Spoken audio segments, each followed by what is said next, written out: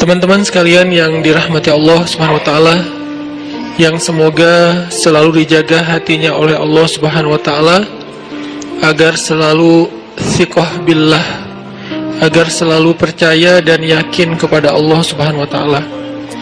Karena kelemahan kita itu berawal saat kita mulai meragukan Allah.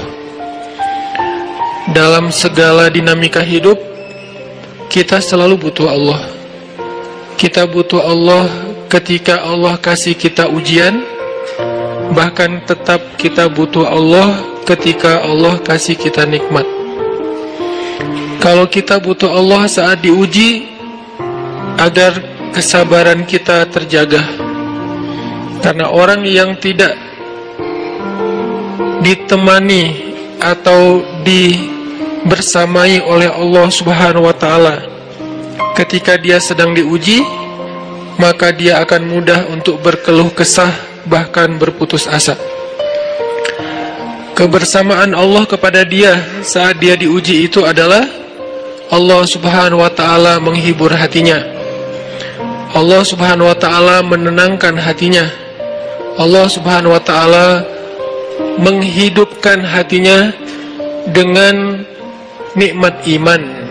Ala bidzikrillahi tatmainnul qulub. Innamal mu'minun idza dzukirallah wajilat qulubuhum. Bukankah dengan mengingat Allah hati menjadi tenang? Dan orang yang beriman apabila diingatkan dengan nama Allah, disebut nama Allah, maka hatinya akan bergetar. Ini bentuk Allah membersamai hambanya ketika dia dalam keadaan diuji. Allah menghiburnya dengan kalimat, alam yajidka yatiman fa'awa wa wajadaka dhallan fahada wa wajadaka ailan fa'aghna. Allah menghiburnya dengan kalimat, inna a'tainakal kautsar. Allah menghiburnya dengan kalimat, kalla saya'lamun summa kalla saya'lamun. Allah menghiburnya dengan kalimat, la tahzan innallaha ma'ana. Ini adalah ketika Allah membersamai seorang hamba saat dia dalam keadaan diuji. Allah membersamai hamba juga ketika dia dalam keadaan diberi nikmat. Karena tanpa itu, maka seseorang akan jatuh justru kepada dosa-dosa karena dia mendapatkan banyak kenikmatan hidup. Kalau Allah Subhanahu wa taala tidak menjaga dia saat dia diberi nikmat, maka nikmat itu justru menjadi jalan bagi dia untuk terjerumus kepada banyak dosa. Justru nikmat itulah yang menjadi penghalang bagi dia untuk mengingat Allah.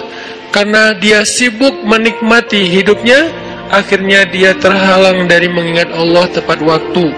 Sibuk menikmati hidupnya, terhalang dari Allah untuk bangun tengah malam. Karena dia tidurnya larut. Kenapa tidur larut? Karena terlalu banyak yang harus dia nikmati sebelum tidur. Dia bisa makan-makan, dia bisa jalan-jalan, dia bisa ngopi, dia bisa ketemu teman, dia bisa belanja. Bahkan dia nunggu midnight sale untuk bisa menghabiskan nikmat yang Allah kasih kepada dia. Sehingga akhirnya tidurnya terlalu larut, lalu dia tidak bisa bangun untuk menghadap Allah, curhat kepada Allah. Hal yang selama ini dia lakukan justru ketika dia diuji oleh Allah. Ketika diuji oleh Allah, mudah bagi dia bangkit tengah malam, curhat, sujud panjang, menangis dalam doa. Ketika Allah kasih nikmat, curhatnya hilang, malamnya lelap, sampai bahkan subuhnya juga kelewat. Ini kalau Allah nggak membersamai seorang hamba ketika dia diberi nikmat. Sehingga orang yang seperti ini, kalau dalam keadaan seperti ini terus-menerus dalam jangka waktu yang lama, nanti dia akan terjebak di dalam istidraj.